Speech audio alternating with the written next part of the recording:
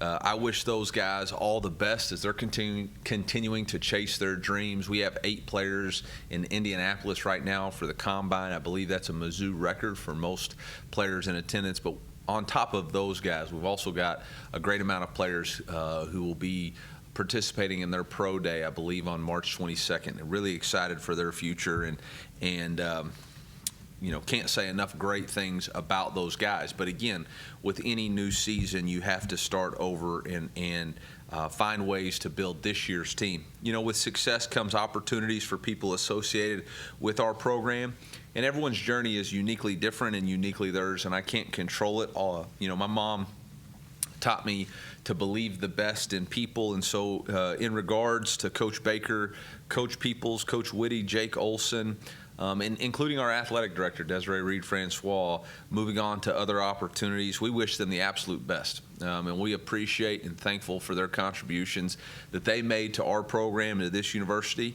But really what's important is now, and the people that are in this building and the people that are in this organization, and the opportunity that they have now moving forward. We have to, like I said,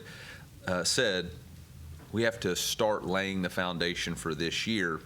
And in order to go further, faster, in order to have more success than we've had previously, we have to start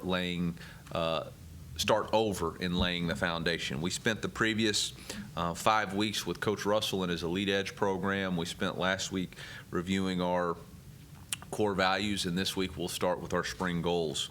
I'm excited about the additions to our staff. Corey Batoon, our defensive coordinator, has an extensive background in coaching defense, whether that's been at Central Missouri, Arkansas State, Ole Miss, Hawaii, Liberty, or South Alabama.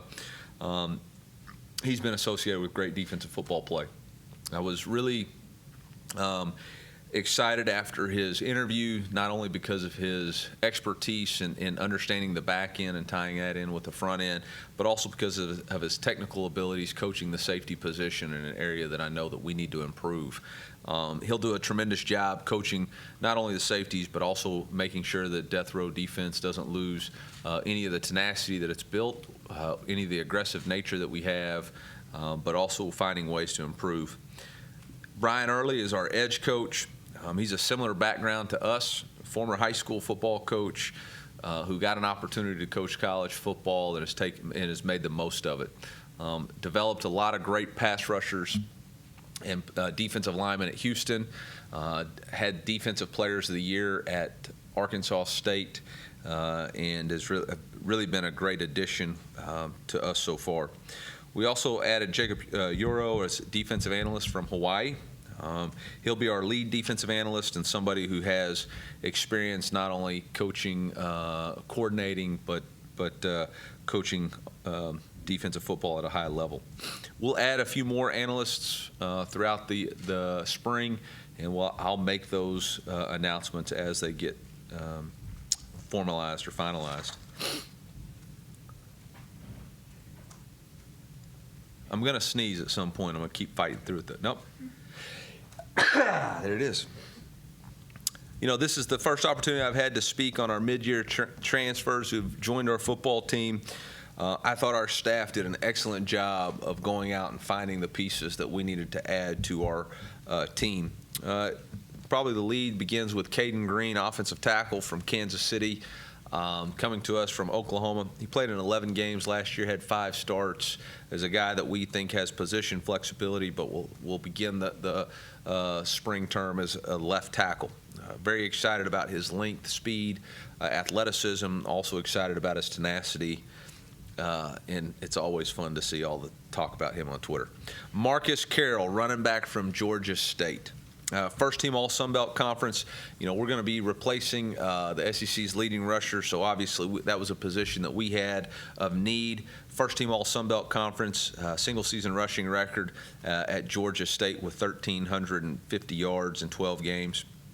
But not only stopped there, we added Nate Noel from Appalachian State, has rushed for 3,000 yards in his time, started 25 games in his career there. So very excited about those guys that we were able to add. on the offensive side of the football. We also added J.R. Blood, a quarterback from Southern. His brother of Daniel Blood was a starting quarterback at Southern University last year. So on the offensive side of the football, I believe those are the additions that we've had so far through the portal.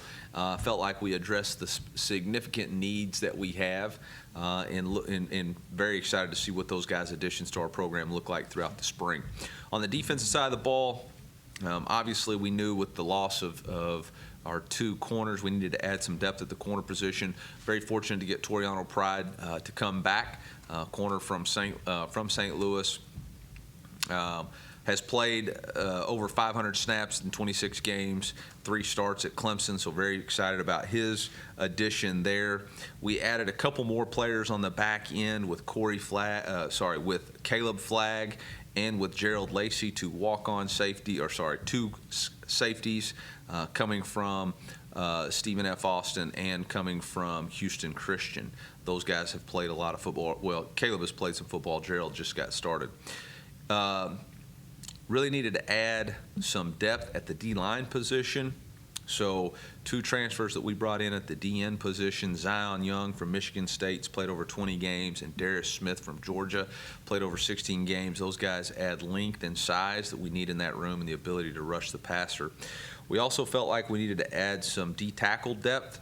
Losing 3 rotational starters for us. We added Chris McClellan, who appeared in 25 games at Florida, and Sterling Webb, who played in all 14 of New Mexico State's conference championships game this year, making 8 starts.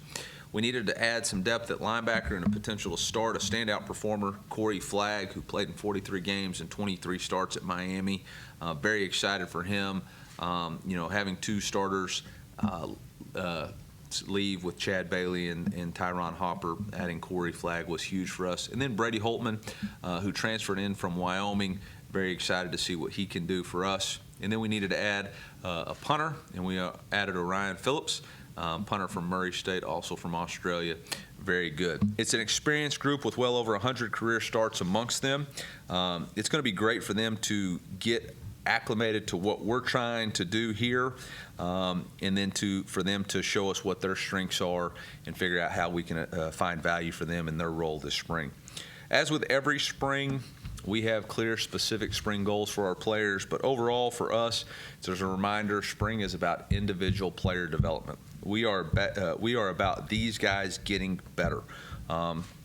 Each one of these players have been given an assigned task by their coaching staff, and we're excited for those guys to fundamentally, technically, and schematically improve throughout the spring. The second one is to ID the strengths and weaknesses of our squad. What do we do really well? What are the things that we have to improve on? And then we have really 5 months to attack it. And then the last one is to continue to define just us. What's important to us is our team, this group, and connect the brotherhood together in order for us to be a more unified unit. So with that, I'll open it up for questions, but we're excited to kick off the spring. Actually, I won't open it up for questions. There are 2 players that will be out because of injury.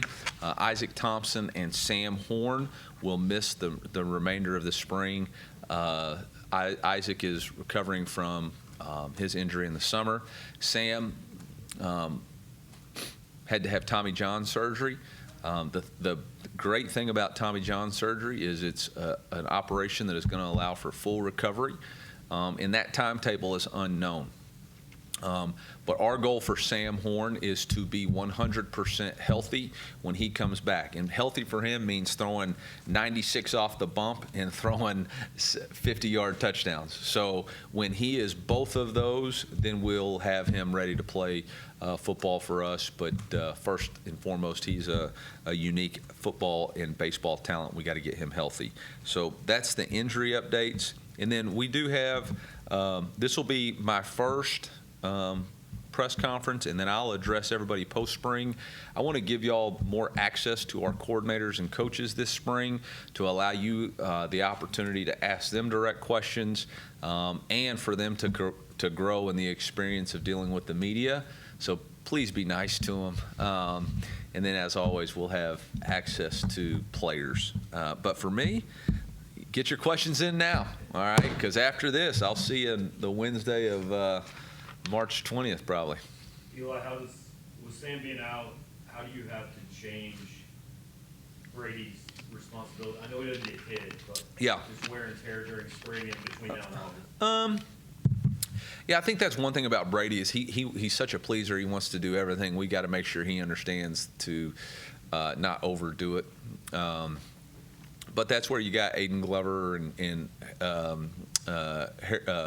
JR and Tommy.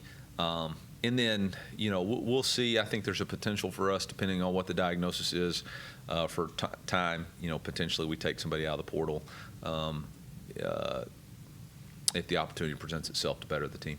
Does that mean you're not ruling out that Sam could play football next season? Next season?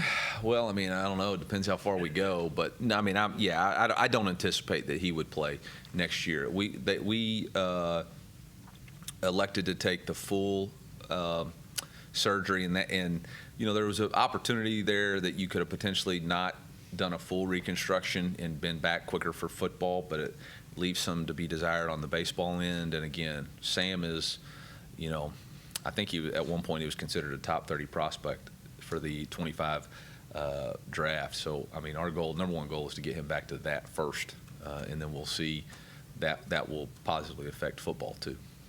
Eli, obviously turning the page now to a new season. How do you kind of balance as a program, the success that you guys had last year and balancing, turning that page? Yeah, honestly, I don't think we've had to deal with that at all. I think whenever you have enough ripples in your organization or brotherhood through changes, it creates a sense of urgency. I know for me personally it has, and I think for our team, it's done the same thing. I think there's also been that ripple effect of being able to watch our players compete in the Senior Bowl and at the Combine, and there's a sense of it's my turn now. It's my opportunity now to go achieve what I've always dreamed about achieving. But they also realize that didn't just wish to happen. Our players that are at the Combine or that are getting ready for Pro Day, they work their butt off for a year. We're completely dedicated and bought into, hey, if I come back this season and dedicate myself, I can put myself in a position to play at an elite level. And you look at the conversations with Darius Robinson right now, in what he did for his draft stock at the Senior Bowl. Not only him, but Chris Abrams-Drain, Ennis Rakestraw, Cody Schrader, Javon Foster, Tyron Hopper. These guys are going to continue to rise up the boards because not only have they shown good tape, but they also show good work ethic. And I think our team is seeing that, and whether that's been a commitment to nutrition, with Joseph Charleston, or a commitment to doing extra with Brady Cook and Luther Burden and Theo Weiss, or Christian Williams, you're seeing that next wave of leaders and setting the tone for what the standard is. If you get caught around patting yourself on the back for last year, you're going to be really disappointed. And so I don't think anybody is sitting around staring at the Cotton Bowl trophy. All right, so we'd like for everybody to come celebrate Saturday night at the basketball game for it, but that's not our focus right now. You're in these early days with this group. What traits are you already seeing emerge? Too early for that, or what are you seeing from this group so far?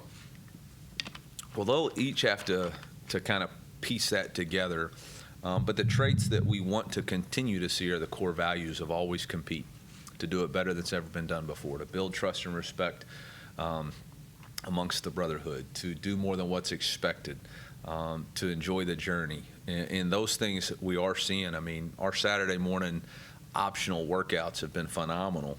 To see the number of people, I actually can't say see, I haven't seen, but to hear about the number of people that have shown up to those has been incredible. To see or to hear about the number of times that these guys are already throwing extra, to walk down and ask Brady, have you seen the sack tape? Yeah, I watched it 2 weeks ago. There's 6 sacks that I took that I got to take off the tape. And then this clip, I've got to make sure I'm finding my check down sooner. Or Luther Burden, what are your goals for next year? These guys have already braced the things that it took us 3 years to really build. And so, again, you want to get further faster. When you reread a book, you don't skip chapters. You read it faster through, a better interpretation because you've already read it before, and that's the hope that what we're doing this year. Coach, when you hire new coaches to your coaching staff, staff, it's not just about X's and O's, it's got a cultural fit. So when you talk to Coach Early and Coach Platoon, what about them, told you, okay, these guys will fit in here? Yeah, I mean, the first thing we look for is low ego, high output.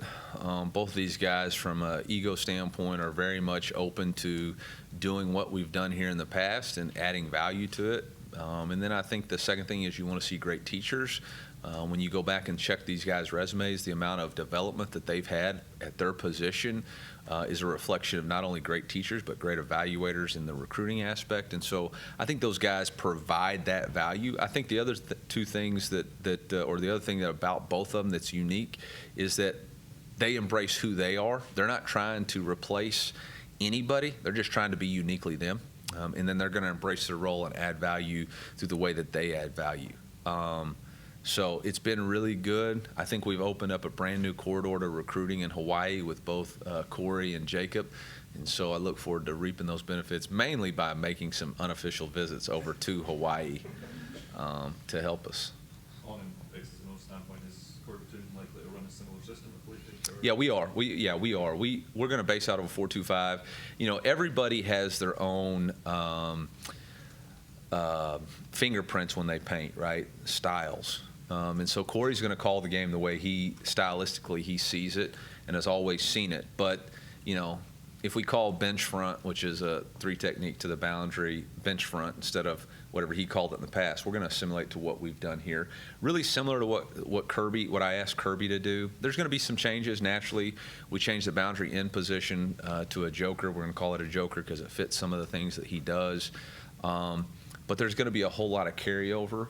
I want them to be uniquely them, but I want them to make sure that our players' learning is prioritized. We talk about it a lot, preference over performance.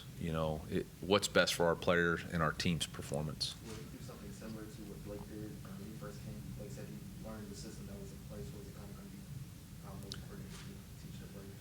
No, he's going to learn the system first and then figure out what schematic changes we want to do. I thought you were referring to wearing cleats and running around like a madman crazy with his shirt off. No, he ain't doing that. Coach, with the offensive line, as that builds over the next few months, just what are you looking to see from some of those options, especially on that left side, over the next few weeks here? Yeah, we're looking for the best combo of 5. What's the best 5 look like? Obviously we've got a pretty strong 3 with Connor Cam and Armand, but you're having to replace, I think, nearly 50 career starts, maybe 100 combined between Javon and X. And so, that's going to be a tough task. You're not going to replace that in day one. Obviously, it was a good start to get Caden here, but you've got other guys, Brennan Salish, Javen Richardson, Logan Reichert, Tristan Wilson. Why is his first name escaping me here? Yeah, Tristan. I was thinking of the other one. All right. 2 Wilsons is a bad deal for me, okay? Tristan, Mitchell Walters could slide in there and play some. Caleb Pyfron's moved in. So we have a lot of opportunities there. It's just going to be about figuring out who the 5 best working together are. What lessons are there for the newer running backs to be drawn from, Cody's story and probably less his personal story and more the approach that he took and how he got to be successful doing it? Yeah, we actually talked about it Wednesday when we were pointing out our core values, people who lived them. I think always compete, right? Cody came in 8th and didn't BCD, didn't blame, complain, or defend. He just went to work every day to try to be better today than he was yesterday. And doing the simple things really well adds up over time, right? Just do a little bit better and do it a little bit better, and all of a sudden you got a lot. And so that's the approach that we talk to our whole team about. Number one, adopt the core values of always compete. Be better today than you were yesterday. Don't let circumstances or perception define who you want to be. And then, approach every day with a competitive spirit. Speaking of approach, do you notice any difference in Brady where this is unquestionably his team, whereas a year ago at this time, I know he approached it like it was his team, but I don't know if everybody outside did that. I don't think Brady hasn't changed really since week 3 after we beat K-State. He's kind of been the same consistent person. not looking over his shoulders, just being uniquely him. He is driving a much nicer car because of an NIL deal. And I've seen a couple more commercials on like Instagram and stuff. And so, maybe we got to make sure he's not going to be a celebrity quarterback, but he's Mr. Consistent. So I don't really worry about that part of it. I don't think that he's, approaching spring a whole lot different than how he approached bowl practice with something to prove. Coach, back to the running back real quick. When you look at Marcus Carroll, he's kind of similarly built to Cody Schrader, similar styles. Was that kind of the intent when you went in the portal?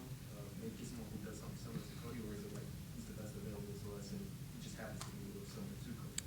Yeah, I just think we were looking for the right fit, productive.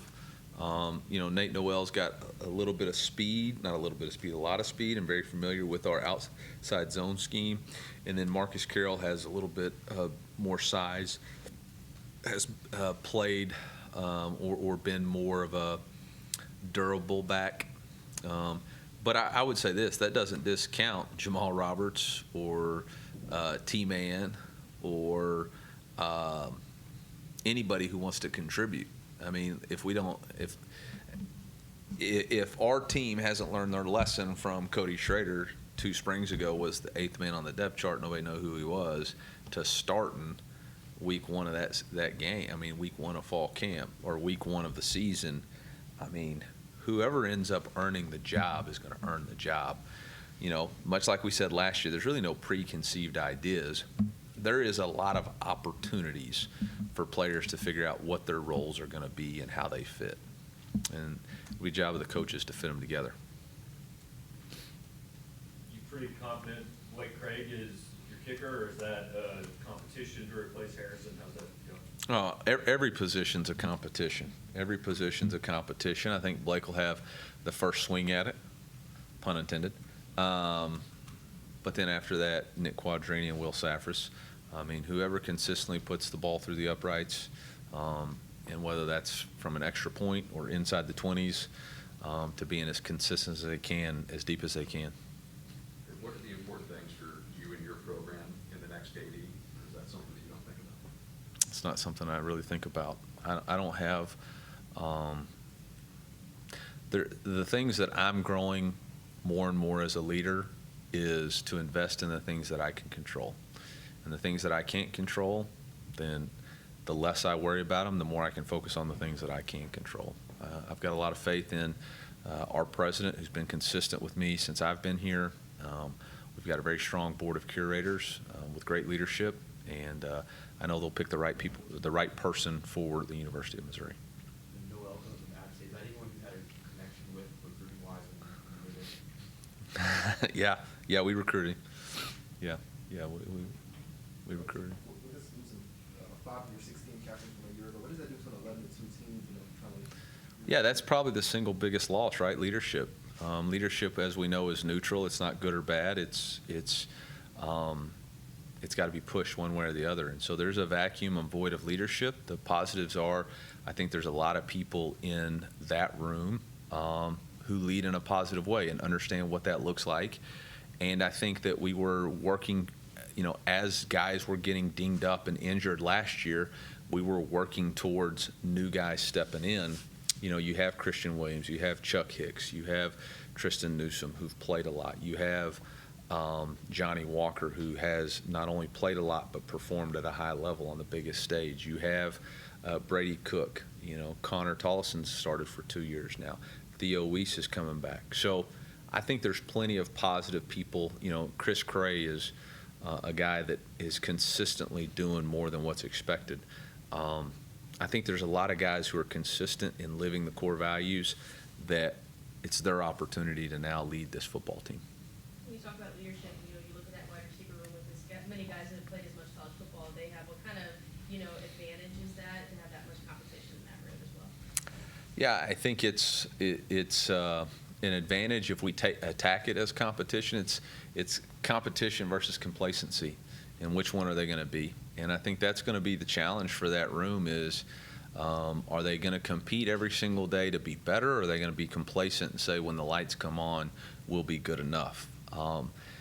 Look, talk's cheap. is going to be about who's going to be about that action and the start of one-on-ones, because I know there's a real hungry group of corners to prove themselves every single day in one-on-ones and in combatives.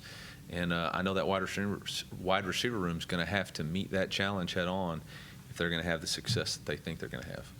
Coach, with those corners and just the secondary at large, where there's some starting jobs to fill, just who do you expect to see maybe rise to the top through spring camp? I think, again, all of them have a great opportunity. I think we would all be kidding ourselves if we didn't believe that Drayden Norwood was ahead of everybody else, just the amount of snaps that he's played and the consistency that he played. I mean, Ennis was injured and dinged up throughout most of the year, and Drayden played a lot of good football for us. Marcus Clark, I think, was third on our team in interceptions. Toriano Pride is obviously transferring in with a lot of opportunity ahead of him. You've got Nick LaRoche, who redshirted last year. You got Shamar McNeil, who redshirted last year. Both of those guys were brought in here with the ability to play, and we knew they were. We'll be adding Sensabaugh in the summer. We've also got Jamarian Wayne playing corner this spring, which is something that we're very excited to see what he can contribute. So there's plenty of guys over there with the opportunity to earn the position, and that's going to be a really exciting spring. I think Coach Pogue is one of our best teachers and developers, and I look forward to seeing what he's going to do with that room. I mean, when Coach Pogue got here, there was a lot of question marks about what that room was going to become, and he developed two really, really good players. Coach, I'm not a video game guy, but Okay. the EA Sports Yep. game is taking on a life of its own Really? on social media. Yeah. Is that important for Mizzou to be in there and some of your players to be in the game? Is that something you hear about in recruiting or any of that kind of stuff? Well, I just saw where the top 10 playbooks, Missouri's offense wasn't listed, which is absolutely insanity to me. How Kirby Moore's offense isn't listed as top 10 offense after going 11-2 with a quarterback who's ranked in the top in the 90s, and I think Luther's got one of the highest rankings on there. And that would make sense that offense was the top 10. So, no, I don't pay any attention to it. No, I think it's really important for us anytime that we can put and market our brand, right? And so if you're going to have EA Sports, it's not a complete game unless you tell the story of Mizzou football and the players that we have here. And obviously, I think it's a great opportunity for our guys to opt in, to receive money, receive a free game. I think sometimes it's catch-22 when people are saying, well, they're not being valued enough. Compared to what? Compared to not having the game and you're not able to opt in? Or now you get an opportunity to be paid and get to play the game for free. So, I think sometimes opportunities have to be seized. And as the game increases, then maybe there's opportunities for them to do more with it. But I think it's a great thing for college sports. As a guy who grew up playing college football on Sega Genesis, I'm excited for it to come back, although I don't know how to play on these new game consoles. You alluded to it a little bit at the beginning, but just curious if the last couple of years, if you can give us insight into your relationship with Desiree, and no matter who it is, if there's a change at the top, is that a challenge in your position? Yeah, I mean, first, I think I had a great relationship with Desiree. We worked well together to try to advance not only the athletic department, but the University of Missouri football program. I think we accomplished that. No, I don't think it's a challenge to have somebody new come in. I think it's an opportunity. I think with any situation, it's an opportunity to improve your current condition. If you look at a new person coming in with strengths and how they're going to add value to what we're trying to build and what we're trying to accomplish. I would hope by now that it's really not about me at all. It's about how do we build Mizzou football to last for a long time as a premier place to come play college football. And whoever, and not only Mizzou football, but Mizzou athletics. I want us to have the best of the best. And that's from facilities to NIL to player development, to raise the standard. We're the single Division I playing football program in the state that has 8 million or so, 11 when you talk about surrounding areas. Like, the potential here is endless. And so for me, an opportunity to work with somebody new is just that. It's an opportunity to improve the possibilities. And I would go back to my opening statement, no different than with Desiree, with Coach Baker, with Coach Peoples, Coach Whitty, Coach Olson. I valued my time with those people, but it's really not about them anymore. It's about us and what we're doing now on this new journey. And I'm not going to compare what's next with what was previous. It's just, it is what it is. And so, no different than Corey Batoon and Brian Early and Coach Jacob. Like, I'm excited about what this will be moving forward and the opportunity that we have to improve our condition. Because make no mistake about it, we got to get better. We got to improve. That's the name of the game, right? Nobody's patting ourselves on the back for losing 2 games last year. I know I'm not. I'm trying to figure out, how do you not turn the ball over in critical situations, in order to give us a better chance to win? How do we stop quarterbacks? How do we, in those 2 games, we didn't force a turnover? Like, those are things that we got to improve on. And whoever and however we can do that, that's what's important to me. Twitter? Yeah, it seemed like there were some murmurings, at least online, that Kirby Moore had been rumored to join Kelly Moore's staff at Alabama. Just wondered how much serious considerations maybe there, just how happy are to have him on board this spring. I'm going to let Kirby answer those questions. I'm extremely grateful to have the continuity with Kirby for year 2. I think he did an outstanding job in a very tough, challenging situation last year. Anybody who's ever come in and tried to call plays with a head coach who's on that side of the ball, there are good days and bad days, and the mistakes feel magnified because, the guy who's in charge, and Kirby handled it so well all year. Not only did he run it the way he saw fit, he adopted the things that we felt like were really good, and he didn't have any type of ego about it, but he was very strong in the things that he knew that he felt convicted about. And I think it made for a very good offensive style of football. He had a great way with leading our offensive team, those guys buying into who he was as a leader. He was able to get a group of men who had worked with a previous coordinator and previous people, and he just was consistent in who he was on a daily basis, and those guys gelled and coached with him, I think, at a really, really high level. So to carry that continuity is really exciting, and I'm thankful that him and Kayla chose to still be at Mizzou. I think the challenge for him is no different than the wide receiver room. The challenge is, what do you focus on to improve, and what do you say no to? We can't do everything, and we don't need to do everything. We need to focus on what is it exactly that we need to do to improve, and what are those 1 or 2 things, and how do I say no to all the noise? Because sometimes when you have this much experience coming back, you think, well, I can do this, I can do this, I can do this. So he's going to have a real challenge with that, and then he's going to have a challenge with making sure that people don't think spring means, well, we're pretty good and we'll just show up in August. I think the reality of it is that's kind of what our defense did last year, rolling into about the first 5 games. And so we're going to have a healthy foot in the backside of making sure that there is no complacency on what we're trying to accomplish this season. Because last year has nothing to do with this year. Anything else?